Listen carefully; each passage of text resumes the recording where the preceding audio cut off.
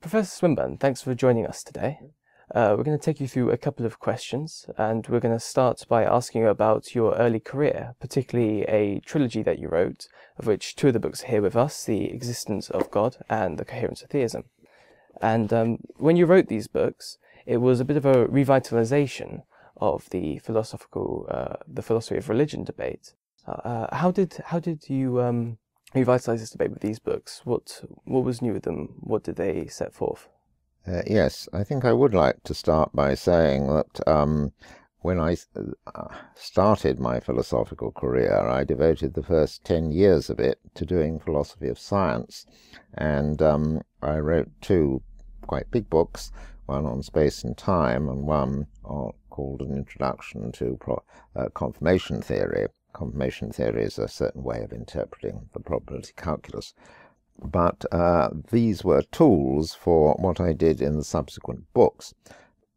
From the beginning of Christianity, and indeed long before that, until the 18th century, people have believed that it was meaningful to talk about whether or not there is a God, and that good arguments could be produced for, and there are arguments against, and these were discussable matters.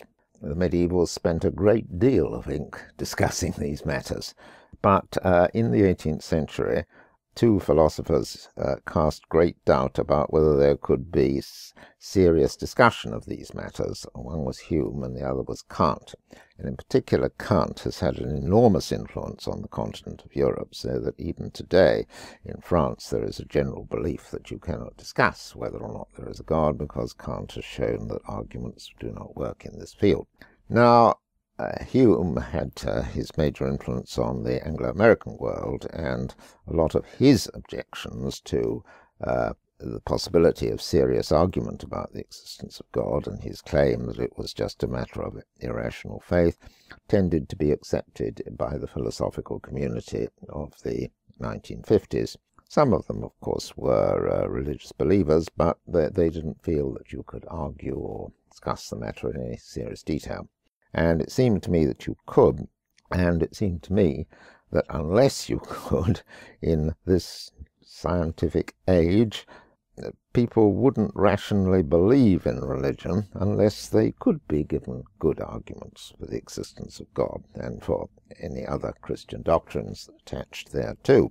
And it seemed to me that the arguments of Hume and Kant were bad arguments, and you could construct good ones. The first difference that I made was in the coherence of theism, when I was concerned with just what it meant to say that there is a God, not whether we could prove it or disprove it, but simply what the claim meant. And verificationism was very prominent in those days. This was the view that you could only understand a sentence, a proposition, if you could produce, if there were pieces of evidence, things you could see, which would be evidence for that proposition.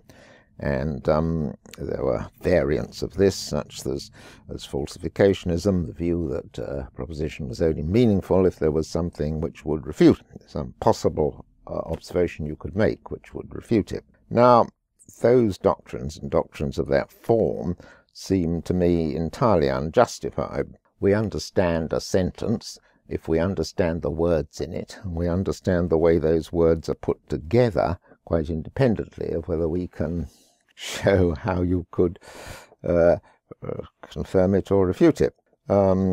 Use a simple example which I used in the book. Consider the proposition, once upon a time, before there were any rational beings, the earth was covered by sea. Now, anyone, any child can understand that. But ask the child how on earth you're going to prove it, they wouldn't know. There are, of course, arguments which could prove it, but their ability to understand the proposition is quite independent of whether or not they could prove it or knew how it could be proved. Or to take an example which is not so obvious just how you could prove it, consider the proposition, there is a planet somewhere in the universe on which an explosion occurred 50 million years ago, which nobody saw and which has left no evidence that we could now pick up on. Now, again, that looks as if one can understand what it's saying, but its very nature is such that there couldn't be any evidence for it. So verification or falsification, I think, must just go out. And therefore the question is, how, in virtue of what do we understand as a religious claim? And they look like claims. There is a God looks like a claim. There is an omnipotent and omniscient being in charge of the universe. Well, we understand it if we understand the words, and of course some of them are a bit technical terms like omnipotent and omniscient, but they can be spelt out in terms of other words which we do understand. An omniscient being is, well, it's controversial just how you spell it out, but everybody agrees it needs to be, and in principle can be, spelt out in terms of words like no and proposition and every and so on. And so we understand such a claim insofar as we understand the words which are contained in it and the way they are put together. The way they are put together is a very familiar sort of way. That is to say, there is a being who has such and such properties. There are innumerable ordinary sentences of that form. There is a room in which there is a brown desk, or whatever.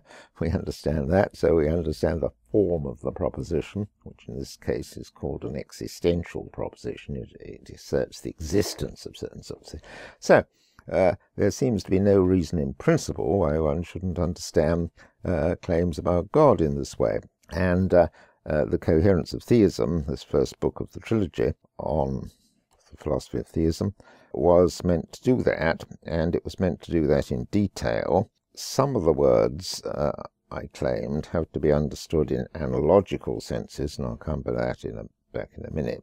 But the other words, but in general, it was concerned to say that the claim there is a God could be understood in terms of there is a person who doesn't have a body, and is a free agent, he is everywhere present, he is all-powerful, he can do everything, he is omnipotent, he is omniscient, he knows everything, he is perfectly good, his commands impose obligations on us, and so on. All these words I've used are quite familiar words from other contexts, so it ought to be possible to spell this out.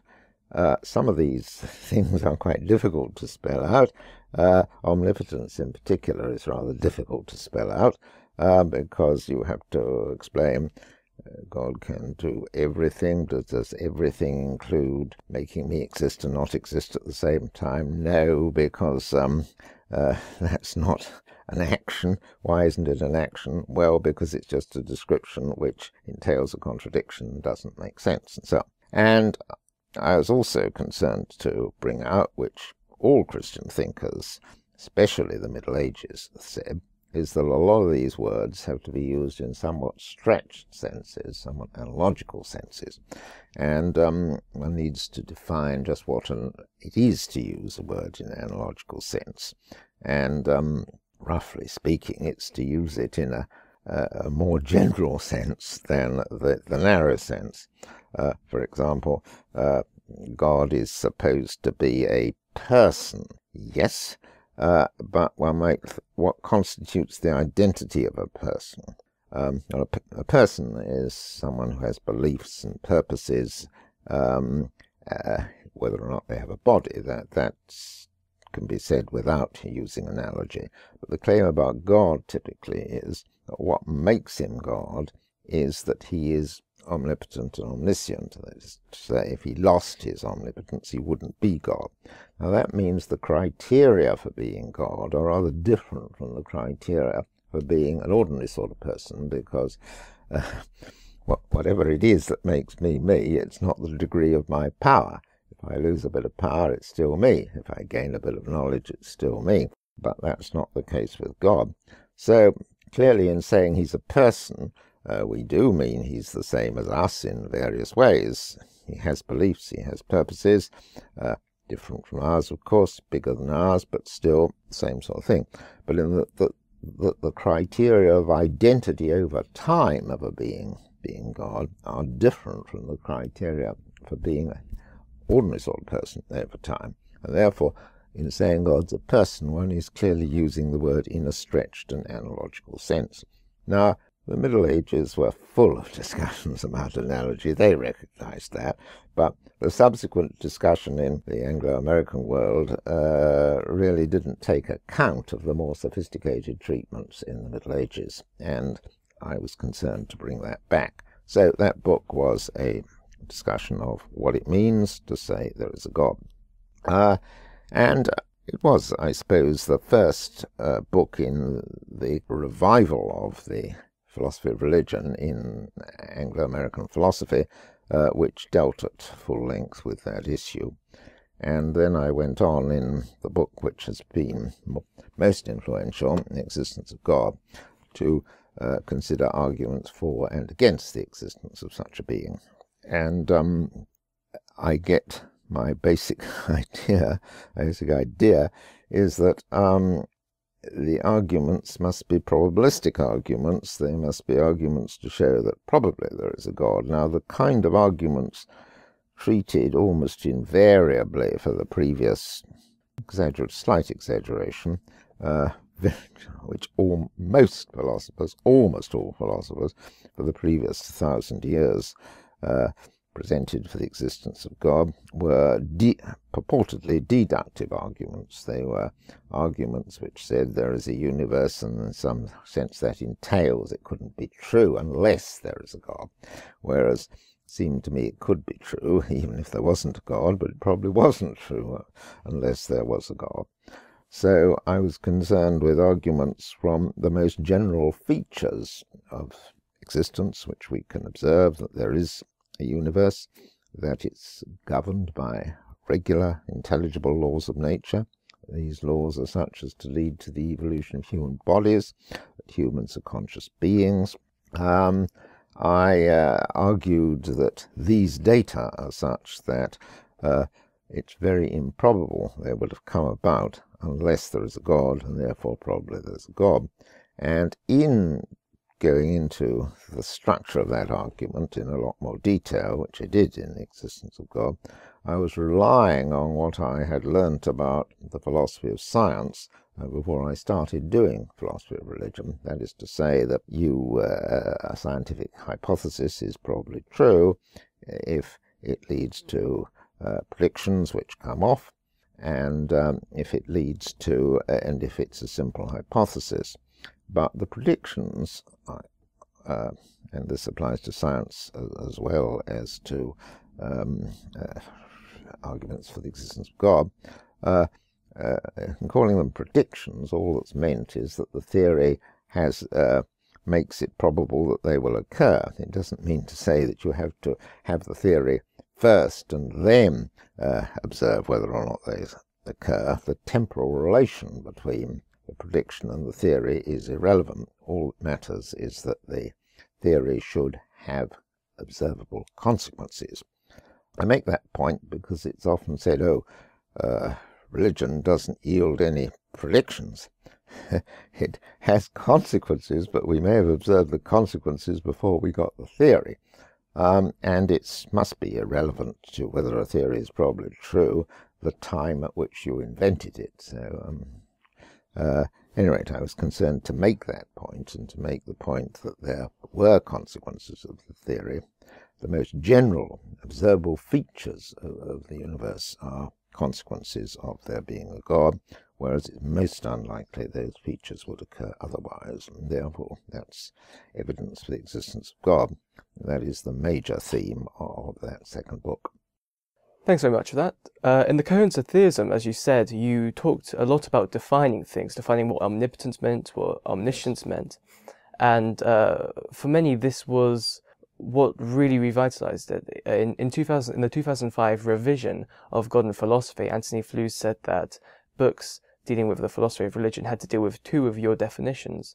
The first was the novel definition of God, and the second was the case for the Christian God that you make. So this was Anthony Flew, the atheist who turned deist, who was the leaders of atheism for so many years. I think that says a lot. Could you tell us a bit about that? A bit about definitions of... A bit about Anthony Flews recognizing your definitions. Well, I knew Tony Flew well. Indeed, I succeeded him as Professor of Philosophy at Kiel in 1972. On and off, I've interacted with him over the years, not only about religious matters, but certainly about that.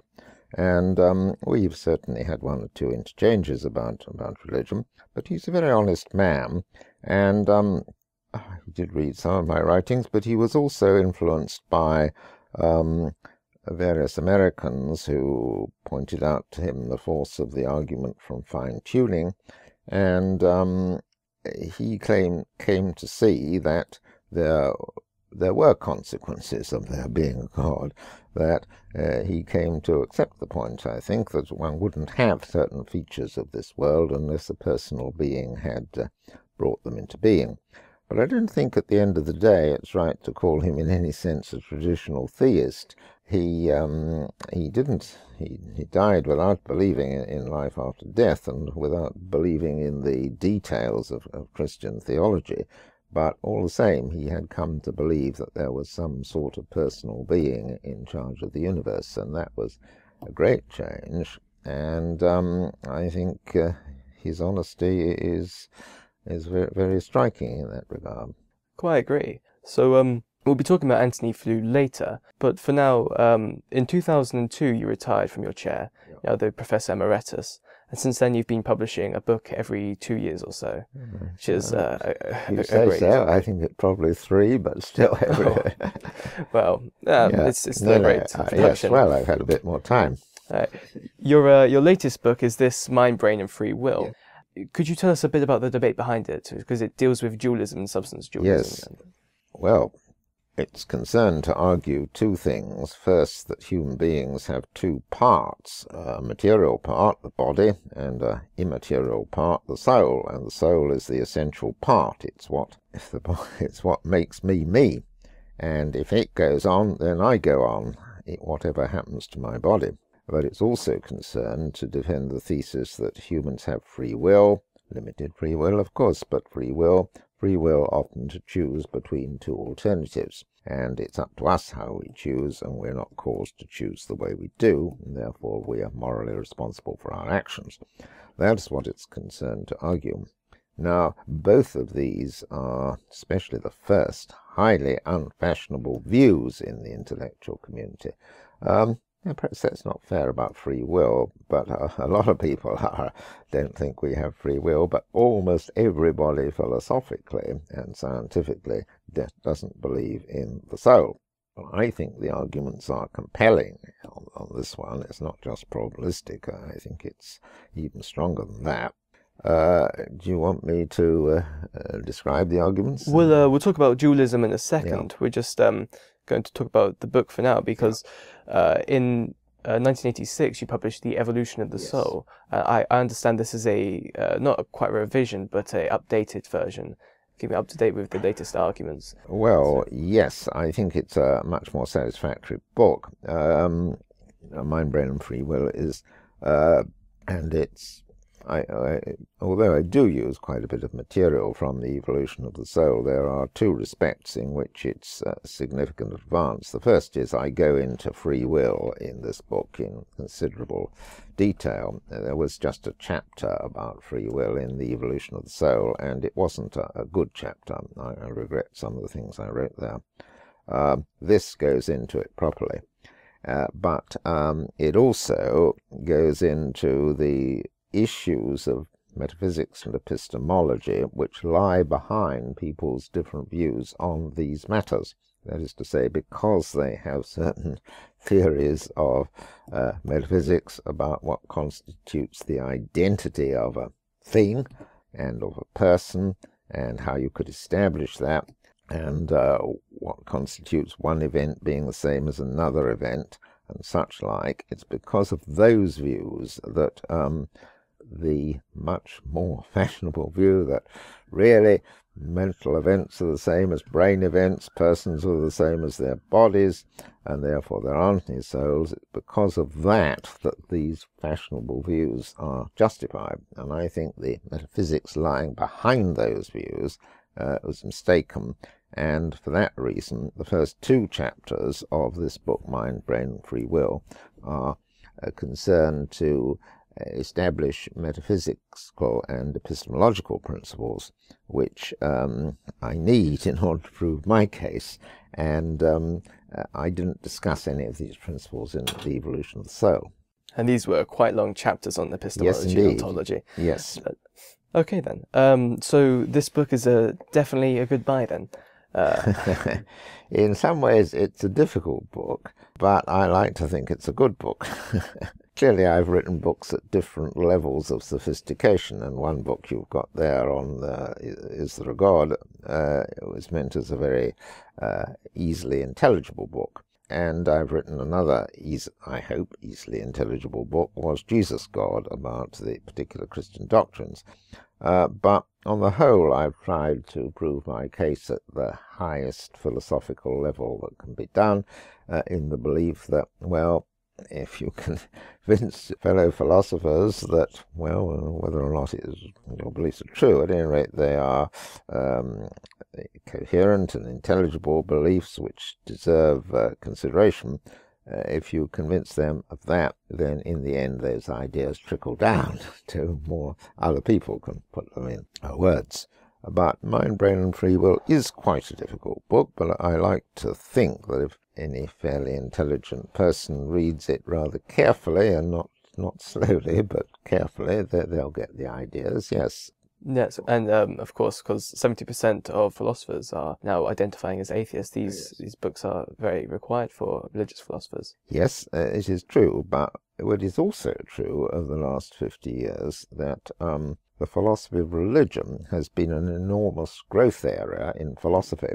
When I was an undergraduate, there were no papers on, certainly not in this university and in most universities, there were no papers under a philosophy syllabus on the philosophy of religion. There were one or two questions in other papers, but it wasn't, as it were, taken as a serious subject on its own. The only way you could study it here was as a very esoteric special option under the theology degree, and very few people took it.